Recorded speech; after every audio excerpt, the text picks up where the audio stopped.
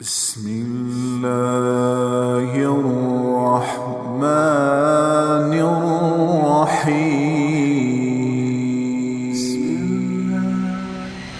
آپ نے حضرت ام سلمہ سے فرمایا، آپ کی جو بیگم ہے ام سلمہ، آج ایک فرشتہ ملنے آ رہا ہے، تو ایسا کرو دروازے پہ کھڑی ہو جاؤ، کوئی اندر نہ آئے.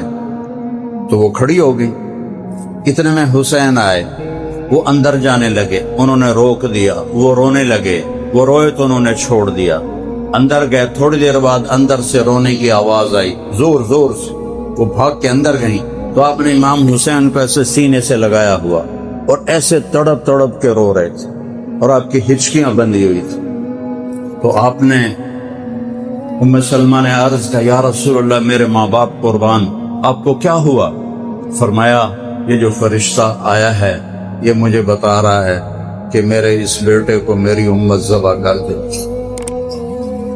اور مجھے وہ مٹی دکھائی ہے جس میں اس کا خون گرے گا. وہ مٹی آپ نے غالباً حضرت علی کو دکھائی، چونکہ جب حضرت علی کوفے تشریف لے گئے تو کربلا سے گزرے تو پوچھا یہ کون سی جگہ ہے؟ کہا یہ کربلا. ان کا صبرن ابا عبداللہ، صبرن ابا عبداللہ، صبرن ابا عبداللہ. ابو عبداللہ، صبر صبر صبر. ابو عبداللہ امام حسین کی کنیت ہے، لقب سمجھ لو. تو لوگوں نے پوچھا یہ آپ کیا کہہ رہے ہیں؟ کہا میرے نبی نے فرمایا تھا، تو مجھے یہ وہی جگہ نظر آتی ہے جو میرے نبی نے جو مجھے نشانیاں بتائی تھی کہ یہاں میرے بیٹے کا خون ہوگا، یہاں اسے شہید کیا جائے گا. اور میرے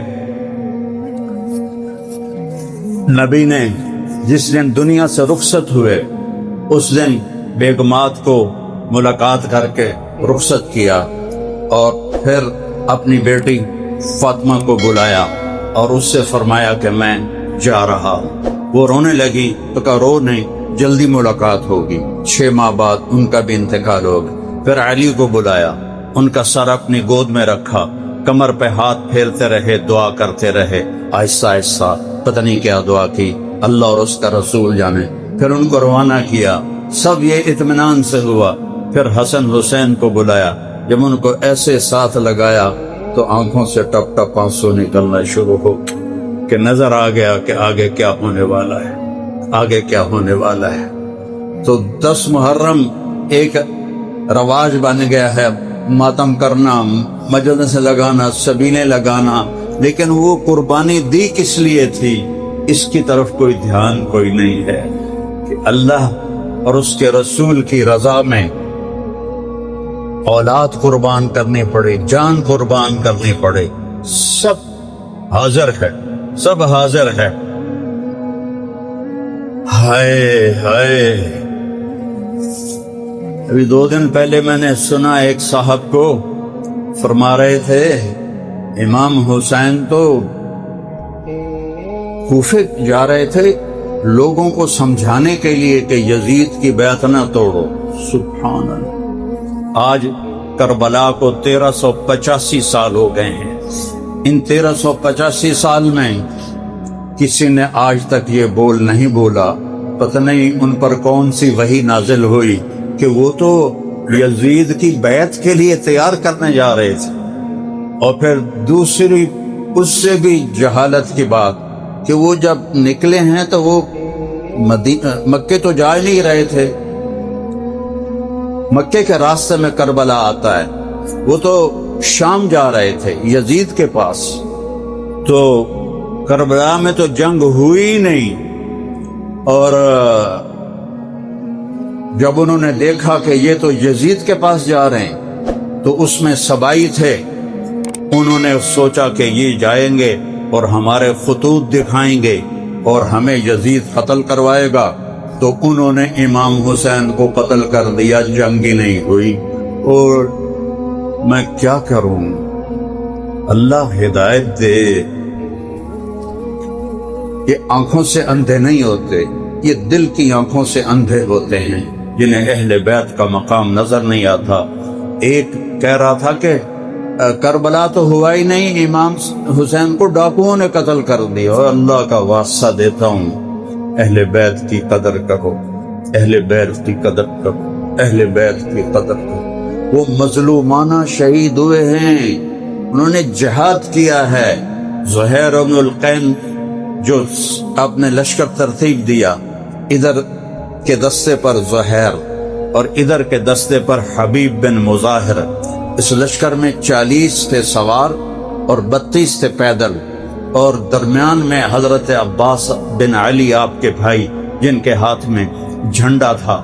تو زہیر جنگ سے پہلے آگے بڑھے اور کہا اہل کوفہ، اس وقت تم اور ہم ایک ملت ہیں، ایک امت ہیں، ہمارا دین ایک ہے، ہماری کتاب ایک ہے، لیکن تم نے اگر اہل بیت پر تلوار اٹھائی پھر تمہارا دین اور ہوگا، ہمارا دین اور ہوگا، تمہاری ملت اور ہوگی، ہماری ملت اور ہوگی۔ امام حسین علیہ السلام آگے بڑھے اور سمجھانے کے لیے، تو شمر نے کہا، جب آپ نے شمر کو دیکھا، پہلے دیکھا نہیں تھا، تو کہنے لگے اللہ اکبر صدق اللہ ورسولہ، اللہ اکبر، اللہ رسول نے سچ کہا۔ تو ساتھیوں نے پوچھا کیا بات ہوئی؟ فرمایا میں نے اپنے نبی سے سنا، آپ نے فرمایا کہ ایک کالا اور چٹا کتا میری اولاد کا خون پی رہا ہے، اولاد کا خون چاٹ رہا ہے۔ کالا اور چٹا شمر بن ذل جوشن، یہ بدبخت کالے رنگ کا تھا، اس کو پھلبیری ہو گئی، پھلبیری ہوئی تو کالا چٹا ہو گیا۔ تو میرے نبی نے فرمایا ابھی وہ خبیث پیدا بھی نہیں ہوا ہوگا کہ ایک کالا اور چٹا کتا ہے جو میری اولاد کا خون پی رہا ہے۔ جب آپ کی نظر پڑی تو آپ نے فرمایا یہ وہی کتا ہے، یہ وہی کتا ہے جو ہمارا خون پیے گا۔ تو آپ نے فرمایا کہ اب بھی وقت ہے، تم سمجھ جاؤ۔ شمر نے کہا کیا باتیں کرتے ہو، ابھی تمہارا سر اتاریں گے۔ تو امام صاحب ہنس پڑے، وہ فرمایا اب الموت تخوفنی، وہ تمہیں موت تو ڈرا رہے ہیں۔ الموت احلی عندنا من العسل، موت تو شہد سے بھی زیادہ میٹھی ہے ہمارے لیے۔ موت تو اللہ کی ملاقات ہے۔ جمعرات کے دن عصر کے وقت بیٹھے بیٹھے نیند اونگ آ گئی، آنکھ کھلی تو ہنسنے لگے، خیمے کے باہر بیٹھے، بہن زینب بھی بیٹھی، تو انہوں نے پوچھا بھائی یہ کوئی ہنسنے کا وقت ہے، موت سر پہ آئی کھلوتی ہے؟ کہنے لگے بہن ابھی میں اونگ آ گئی تھی، اللہ کے نبی کی زیارت ہوئی، وہ فرما رہے ہیں بیٹا میں لینے کے لیے آ چکا ہوں۔ جن کو لینے محمد مصطفیٰ پہلے آ چکے، ایک دن پہلے آ چکے ہوں، وہ کیا شان والا شہزادہ ہوگا، آج اس کی شان گھٹا رہے ہیں۔ بلکہ ایک صاحب فرما رہے تھے رب ذوالجلال کی قسم مجھے حیدر کرار اور امیر معاویہ میں کوئی فرق نظر ہی نہیں آتا۔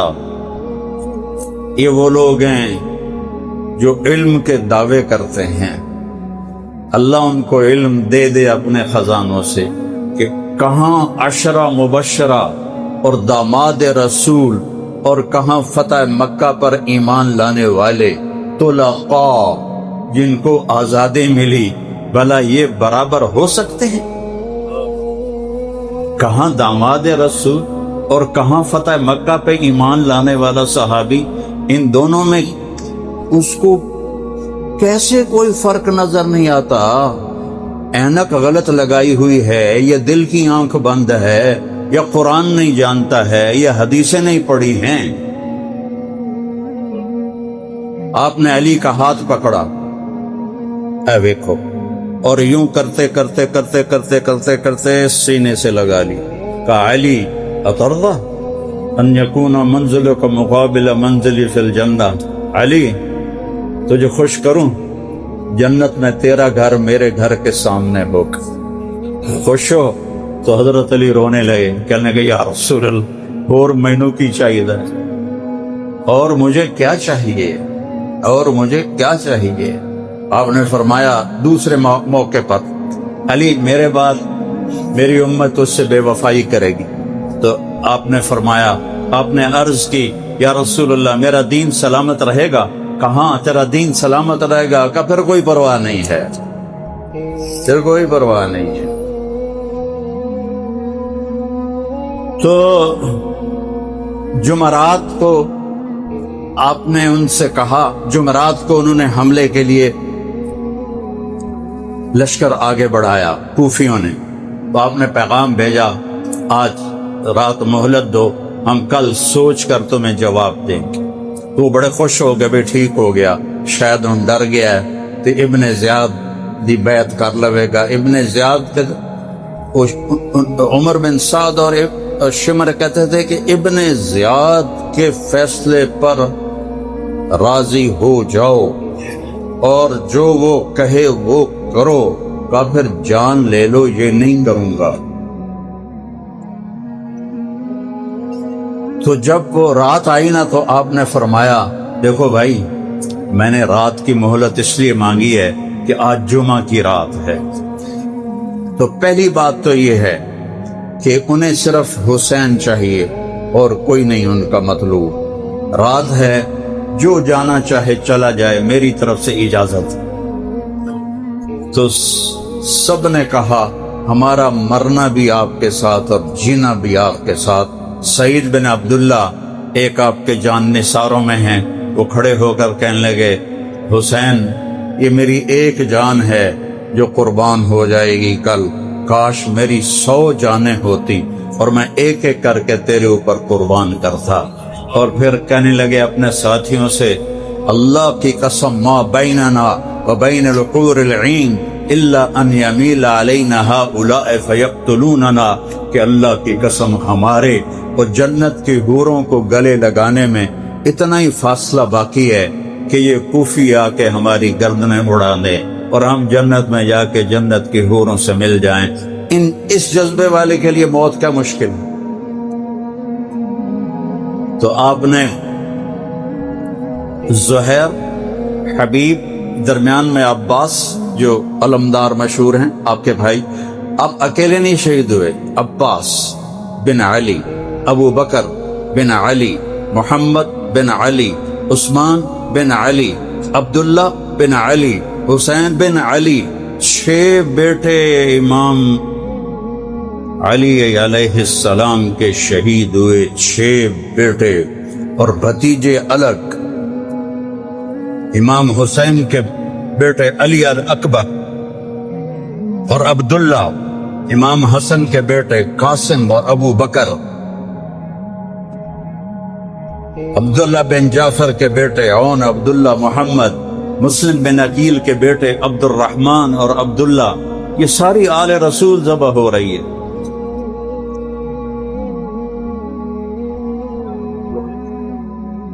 تو اس کو رواج بنا، ربیع الاول آتا ہے ہم ڈھول بجانے شروع کر دیتے ہیں، نعتیں پڑھنے شروع کر دیتے ہیں، اور ربیع الاول میں نعت خوانوں کی دوڑ لگی ہوتی ہے، بے زیادہ سے زیادہ مجھے کوئی نعت خوانی ملے تاکہ جیب گرم ہو۔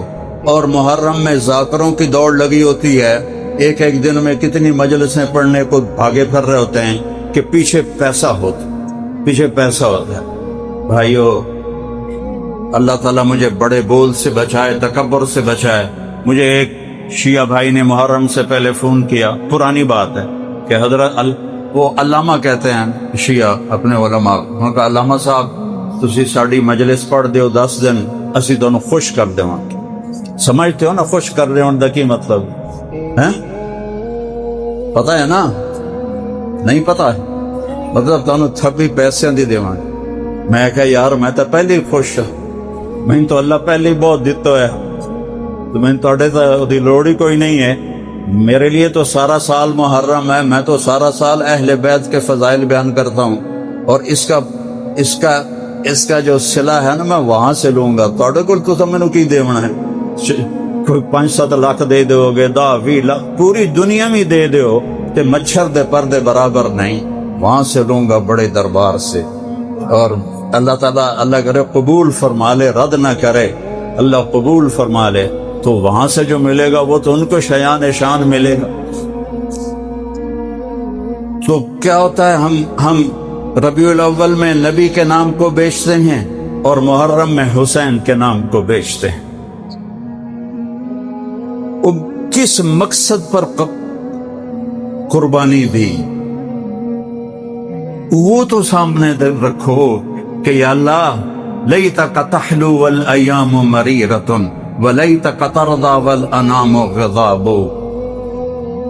یا اللہ تو راضی ہو جا اور جگ ناراض ہو جائے، تو مل جا اور سب کچھ کھو دوں تو سب کچھ مل گیا، کوئی نقصان نہیں، کوئی گھاٹا نہیں۔ تو جب ایک ایک کر کے پہلے جنگ شروع ہوئی تو جو بھی آتا وہ کوفی وہ قتل ہو جاتا، تو وہ شمر کہنے لگا اے تا مرن واسطے آئیں، انہاں دے نال انج لڑو گے تو سارے ہی مارے جاؤ گے، کٹھے حملہ کرو انہاں دوتے اور پہلے انہاں دے گھوڑیاں نو مارو۔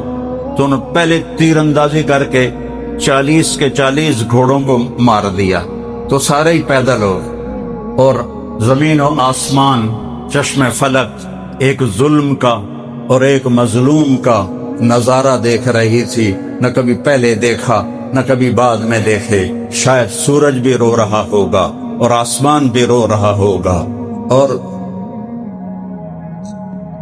کربلا کی مٹی کا ذرہ ذرہ رو رہا ہوگا جس پر میرے نبی کے نواسے کا خون گر رہا تھا، ان کی اولاد کا خون گر رہا تھا، ایک ایک کر کے کٹ رہے تھے۔ تو اتنے میں سورج کو دیکھا تو وہ ڈھل گیا تھا۔ نماز کا وقت، نماز کا وقت، نماز کا وقت۔ ربیع الاول میں جلوس نکالتے ہیں، نمازیں ساری غائب، سب نمازیں غائب۔ کہ شیعہ ماتم کرتے ہیں، ساری نمازیں غائب۔ تو اپنے حسین کو تو دیکھو، اپنے نبی کو تو دیکھو جنہوں نے دنیا سے جاتے ہوئے فرمایا نماز نہ چھوڑنا، نماز نہ چھوڑنا، نماز نہ چھوڑنا، نماز نہ چھوڑنا۔ یہ آپ کے آخری الفاظ تھے۔ اور میرے نبی کے نواسے نے کیا کیا؟ جب دیکھا سورج ڈھل گیا ہے تو زہیر کو بلایا، جو ادھر والے تھے دستے کے سردار، کہ شمر سے کہو نماز پڑھنے دے، اب نماز پڑھنی ہے، جن کو لینے کے لیے میرا نبی آ چکا ہے، اب نماز پڑھنی ہے، سارا جسم لہو لہان ہے، اب نماز پڑھنی ہے۔ اللہ کی قسم چھوڑ دیتے نماز، کوئی مسئلہ نہیں، لیکن ہمارے لیے مسئلہ تھا، ہمیں پیغام دینا تھا کہ یہ نماز تلواروں کے چھاؤں میں بھی پڑھی جاتی ہے، اور تیروں کی بارش میں بھی پڑھی جاتی ہے، اور نیزوں کی کھڑکھڑاہٹ میں بھی پڑھی جاتی ہے، اور تلواروں کی جھنکار میں بھی پڑھی جاتی ہے، اور لہو لہان ہو کر بھی پڑھی جاتی ہے، اور ہاتھ پاؤں کٹوا کر بھی پڑھی جاتی ہے، اور بچے قربان کروا کے بھی نماز نہیں چھوڑ سکتے، تپتی دھوپ میں پڑھی جاتی ہے، خوفناک جنگ میں بھی پڑھی جاتی ہے، اور برستے آگ کے شعلے سورج کے زمین کو آگ بنا رہے تھے، اس پر بھی پڑھی جاتی ہے۔ مجھے نہیں، تو وہ شمر نے کہا ہم جنگ نہیں روکیں گے، تو آپ نے کہا ٹھیک، نہ روکو، ہم نماز نہیں چھوڑیں گے، تم قتل کرنا نہ چھوڑو، ادھر آ ستمگر ہنر آزمائیں، تو تیر آزما ہم جگر آزمائیں، آؤ پھر آؤ۔ آدھوں سے فرمایا نماز پڑھو، نماز پڑھو، اور باقی آدھوں سے کہا لڑائی کرو۔ جب وہ نماز سے فارغ ہو گئے تو پھر کہا اب تم جاؤ نماز پڑھو اور باقی آ کے جنگ کرو۔ تو اس حال میں نماز نہیں چھوڑی، تو ہم اپنی رسمی چیزوں میں نماز جیسی چیز چھوڑ دیتے ہیں۔ اور میرے 1440 ہجری شروع ہو چکی ہے، ایسی نماز ان 1450 سال میں کبھی نہیں پڑھی گئی۔ زخموں سے نکلتے لہو کے ساتھ وضو کیا، یا کربلا کی مٹی سے تیمم کیا، پانی تو پینے کے لیے بھی نہیں تھا۔ میرے نبی کی اولاد پیاسی مری، بچے رو رہے ہیں۔ کون لوگ ہیں جو ان کی حمایت کرتے ہیں؟ حضرت عمر بن عبدالعزیز بنو امیہ میں سے ہیں، یزید کے رشتہ دار ہیں، وہ 5ویں خلیفہ راشد کہلاتے ہیں۔ ان کے سامنے کسی نے کہہ دیا امیر المومنین یزید، تو اس کو 20 کوڑے لگوائے کہ تو انہوں امیر المومنین آخر ہے۔ 20 کوڑے اس کو لگوائے اس اللہ کے ولی نے اور اس اللہ کے نیک بندے نے۔ حسین کے مرتبے کو گھٹا کر یزید کو پاک دامن ظاہر کرتے۔ جنہوں نے قتل کیا تھا ان کو مروا نہیں سکتا تھا کہ جی بادشاہوں کی مجبوریاں ہوتی ہیں۔ وہ 90 لاکھ مربع میل پہ حکومت تھی، ایک تنکے سے بھی کم اوقات تھی ان 3000 کی، سب کو ذبح کروا دیتا۔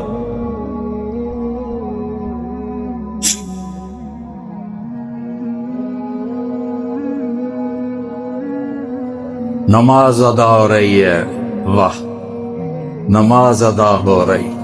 جب دونوں نے زمین پہ سر رکھا ہوگا اور ماتھا ٹکایا ہوگا تو زمین کیسے نہ روئی ہوگی، کیسے نہ بل بلائی ہوگی، تحت الثری تک سبحان رب الاعلی کی آواز کیسے نہ گئی ہوگی، آسمان تک سبحان رب العظیم کی آواز کیسے نہ گئی ہوگی۔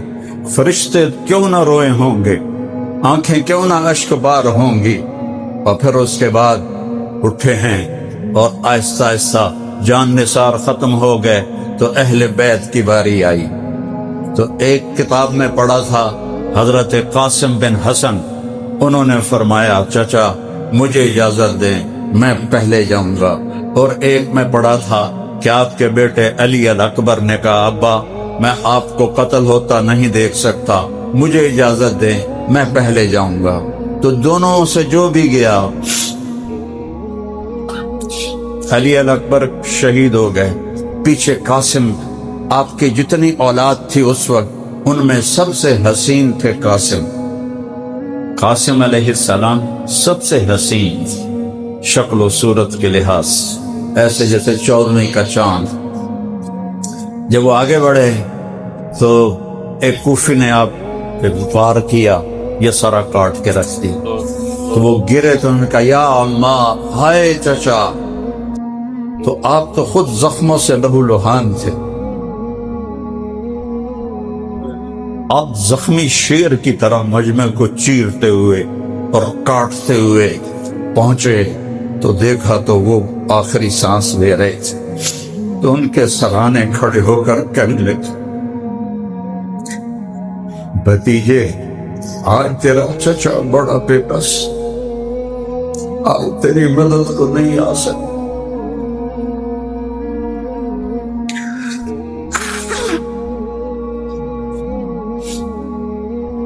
یہ کیا منہ دکھائیں گے میرے نبی کو قیامت کے دن جنہوں نے ان کی اولاد کو اس طرح ذبح کیا۔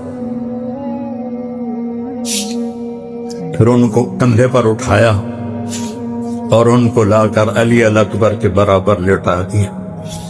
پھر آہستہ آہستہ یہ سارے حضرت حسن کی اولاد، حسین کی اولاد، عبداللہ بن جعفر کی اولاد اور مسلم بن عقیل کی اولاد، یہ 17 نوجوان تھے جو شہید ہوئے، اور آخر میں آپ زخموں سے چور، ایک بچہ رہ گیا تھا عبداللہ بن حسین، 2 سال کا بچہ، میرا پوتا 2 سال کا، 2 سال کا بچہ۔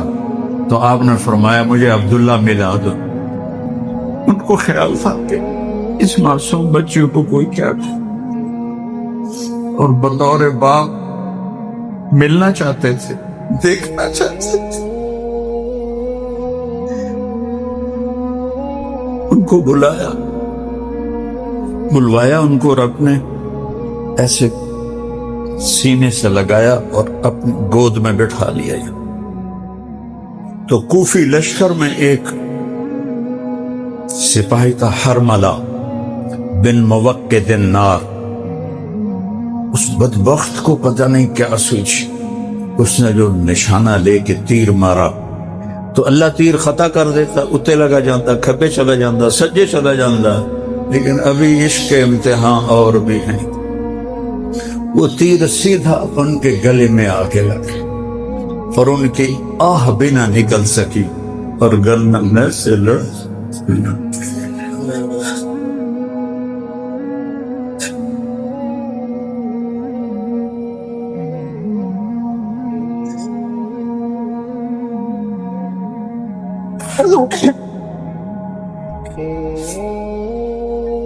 آپ نے اپنی دونوں لبوں میں ان کا خون بھر لیا. ایسے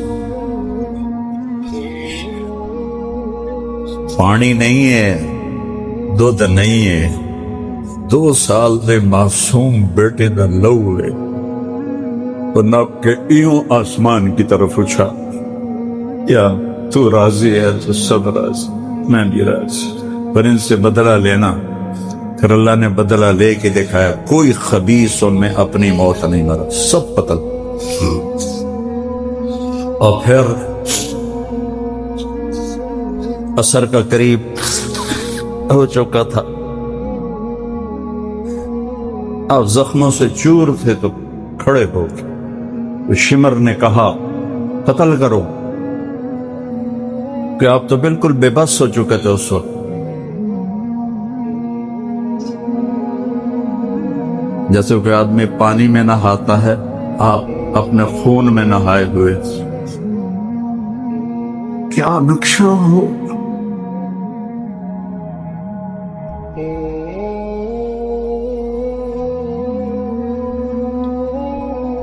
تو جو قریب آتا ڈر کے پیچھے ہٹ جاتا. ہر کوئی چاہتا تھا میں نہ قتل کروں. تو شمر نے گالیاں نکالی، مرے ہوئے کو مارتے ہوئے ڈر رہے ہو، مرے ہوئے کو مارتے ہوئے ڈر رہے ہو، آگے بڑھو. تو ایک خبیث تھا، زرع بن شریک تمیمی، اس نے آپ کے یہاں کندھے پر ایسے وار کیا، پار ہو گیا نیزہ. اس سے آپ ایسے لڑکھڑاتے ہوئے نیچے گرے. تو ایک آدمی آگے بڑھا آپ کا سر کاٹنے کے لیے، تو وہ کانپنے لگا اور پیچھے ہٹ گیا. پھر سنان بن ابی عمرو بن انس نخعی، وہ آگے بڑھا اور اس نے آپ کا سر کاٹ دی. اور خولہ بن یزید ساتھ کھڑا تھا، اس کو پکڑا دیا، اس نے نیزے پہ چڑھا دیا. اور تھوڑی دیر میں 72 انسانوں کے ساتھ نیزوں پہ چڑھے ہوئے تھے. آل رسول کی اولاد کو، بچیوں کو پکڑ کے لے جانے لگے کوفی ابن زیاد کے پاس. تو حضرت زینب کی نظر پڑی لاشیں پڑے ہوئے، تو ان کی زبان سے نکلا وا محمدا وا محمدا.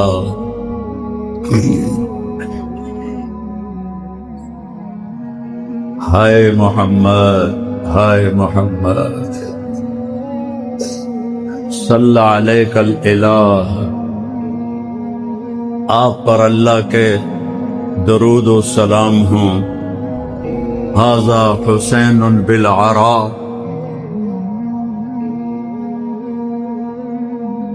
مزمل الدماء مقطع الاعضاء. میں اس کا اپنے تخیل کا ترجمہ کرتا ہوں، الفاظ کا نہیں. کہ یا رسول اللہ، آج حسین کی بارات ہے 72 سروں کے ساتھ، اور اس نے اپنے ہی خون کی نالیوں کا سرخ جوڑا پہنا ہوا ہے، اور اپنے کٹے ہوئے ہاتھ پاؤں کا ہار پہنا ہوا.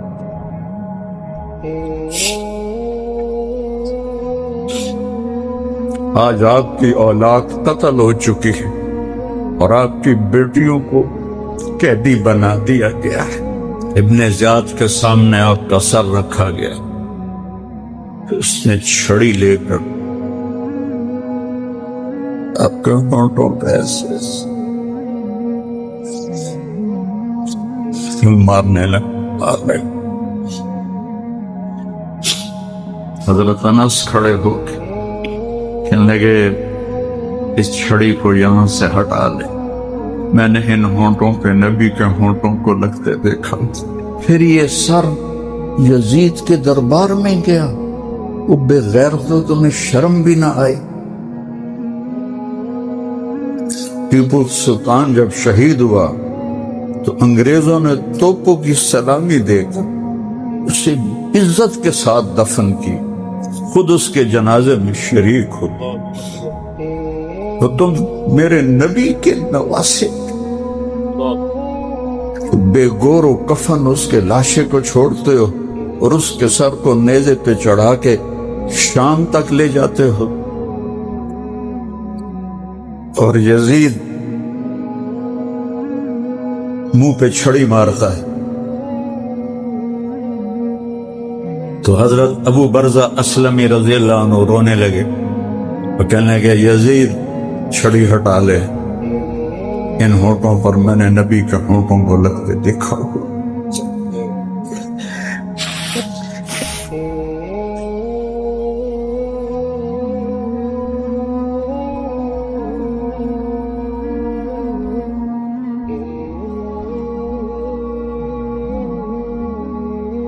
مجھ سے بیان ہی نہیں ہوتا یہ واقعہ، اس لیے میں رک رہا ہوں، رو رہا ہوں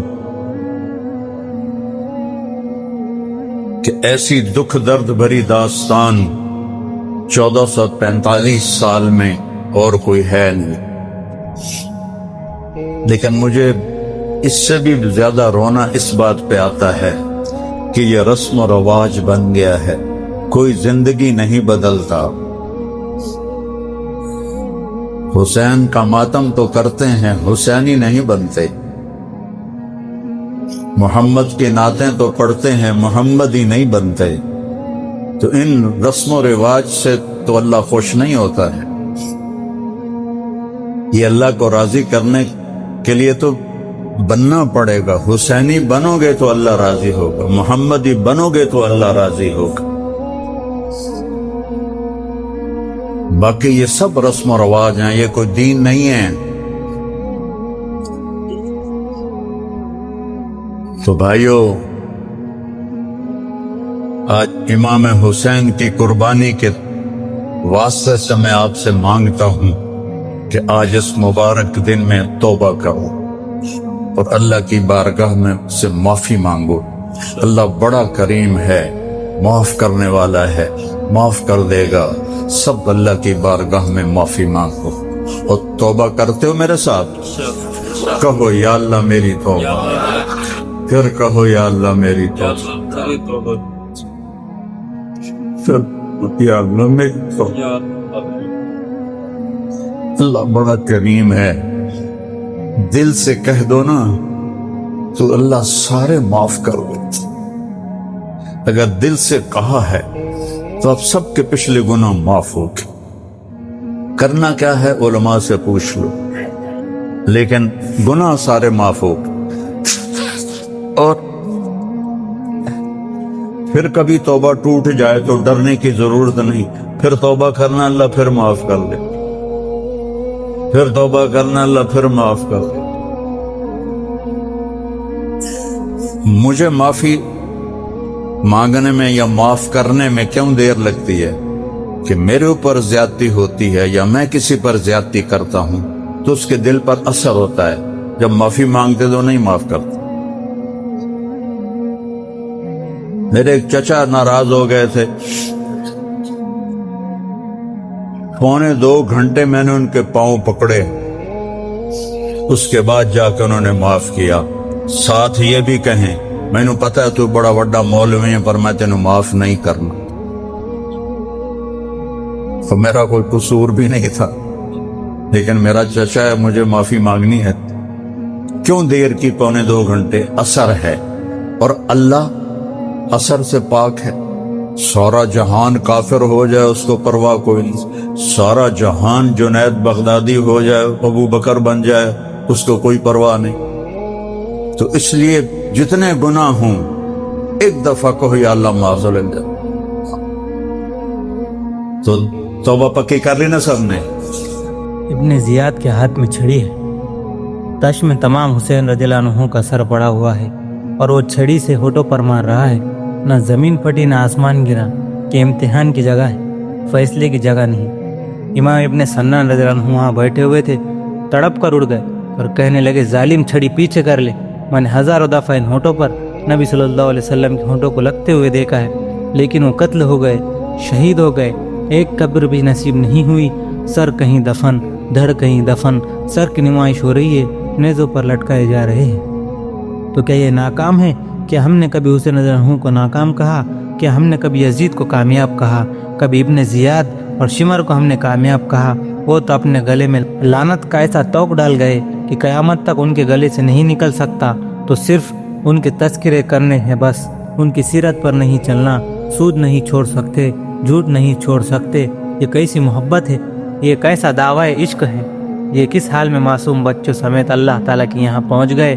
میرے بھائیوں، فیصلہ آگے ہونے والا ہے، یہاں اللہ تعالیٰ کافر کو بھی دے دیتا ہے، اچھے کو بھی دے دیتا ہے، برے کو بھی دیتا ہے، فیصلہ آگے ہوگا، اور اس فیصلے کا دار و مدار حضرت محمد صلی اللہ علیہ وسلم کی زندگی پر ہے۔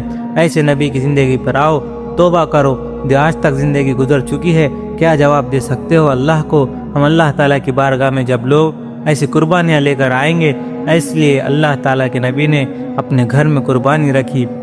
سلمہ رضی اللہ عنہ نے فرمایا، کسی کو اندر نہ آنے دینا، ایک خاص فرشتہ میرے پاس آ رہا ہے، دروازہ بند۔ حضور صلی اللہ علیہ وسلم اندر، سلمہ دروازے پر پہرا دے رہی ہے۔ اتنے میں امام حسین رضی اللہ عنہ آ گئے، کھیلتے ہوئے تو انہوں نے زور لگایا اندر نہ جانے کو۔ سلمہ رضی اللہ عنہ نے پکڑا، انہوں نے ہاتھ چھڑایا اور اندر کی اور بھاگے۔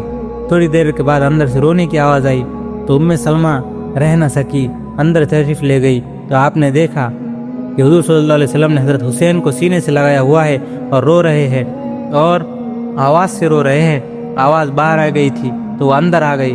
سلمہ رضی اللہ عنہ نے عرض کیا، یا رسول اللہ، میرے ماں باپ آپ پر قربان، آپ کو کیا ہوا، کیوں رو رہے ہو؟ تو آپ نے ارشاد فرمایا، جو فرشتہ آیا تھا میرے پاس، خصوصی وہ مجھے بتا کر گیا ہے کہ میرے اس بچے کو میری امت شہید کر دیں گی۔ اگر یوں ہاتھ اٹھا دے تو شاید ان کی نسل ہی پیدا نہ ہوتی، لیکن پھر امت کو تسلی کون دیتا؟ جب امت پر آفت آئی، کہیں بچے کے جنازے، کہیں بیٹیاں بغیر کفن، کہیں بوڑھا باپ، پکارے سارے چمن میں تھی، وہ سحر ہوئی، وہ سحر ہوئی، میرے آشیاں میں دھواں اٹھا تو مجھے بھی اس کی خبر ہوئی۔ اپنی امت کو تسلی دینے کے لیے سارے دکھ اپنے اوپر لے گئے، پھر پیٹ پر پتھر باندھے۔ کوئی امتی کہہ سکتا ہے کہ میں پیسے کے بغیر میل کیسے چلاؤں، سود بغیر تو نہ چلاؤ؟ کیا جواب دوں گے اللہ کے رسول کو کہ وہ پیش ہوں گے اپنے پیٹ کو پتھر باندھ کر؟ کس نے کہا کہ جھوٹ بول کر سیاست کرو؟ نہ کرو، گھر پر بیٹھ جاؤ۔ کیوں ایسی سیاست کرتے ہو جس کی وجہ سے اللہ کے نبی کے سامنے ذلیل و خوار ہونا پڑے گا؟ جو اشارہ کرے تو جنت کے کھانے اتر جائے، جنت کے بستر اتر جائے۔ حال یہ تھا کہ اپنے بیٹی سے ملنے گئے، حضرت فاطمہ رضی اللہ عنہ کی نظر پڑ گئی کہ ابا آئے اور چلے گئے۔ حضرت علی رضی اللہ عنہ کے پیچھے آئے، بعد میں دیکھا حضرت فاطمہ غمگین بیٹھی ہے، پوچھا کیا ہوا؟ کہا حضور صلی اللہ علیہ وسلم آئے اور دروازے سے لوٹ گئے، کچھ بات تو ہو گئی ہے۔ حضرت علی رضی اللہ عنہ بھاگے ہوئے گئے، یا رسول اللہ خیر تو ہے؟ آپ آئے اور واپس چلے گئے۔ کہا کہ نبی کی بیٹی اور پھولدار پردے لٹکاتی ہے، میں اس گھر میں نہیں جا سکتا جس میں پھولدار پردے لٹکے ہوئے ہو، اس سے کہو کہ وہ پردہ ہٹائے۔ حضرت عائشہ رضی اللہ عنہ کے پاس ایک عورت آئی، اس نے حضور صلی اللہ علیہ وسلم کی رضائی دیکھی، پرانی پھٹی ہوئی تھی۔ اس نے کہا میں نئی رضائی بھیجتی ہوں۔ اس نے نئی رضائی پھولدار بھیجی۔ حضرت عائشہ رضی اللہ عنہ خوش ہوئی۔ حضور صلی اللہ علیہ وسلم آئے، عائشہ یہ رضائی کیسی ہے؟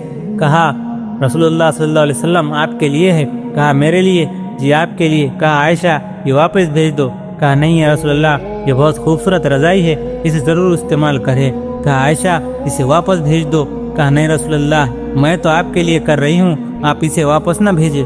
کہا عائشہ میں چاہتا تو یہ عہد کا پہاڑ سونا بنا کر میرے قدموں میں ڈھیر ہو جاتا، میں نے اس دنیا کو خود ٹھوکر مار دی ہے، محمد صلی اللہ علیہ وسلم، اور یہ رضائی اس چھت کے نیچے جمع نہیں ہو سکتے، واپس بھجوا دی۔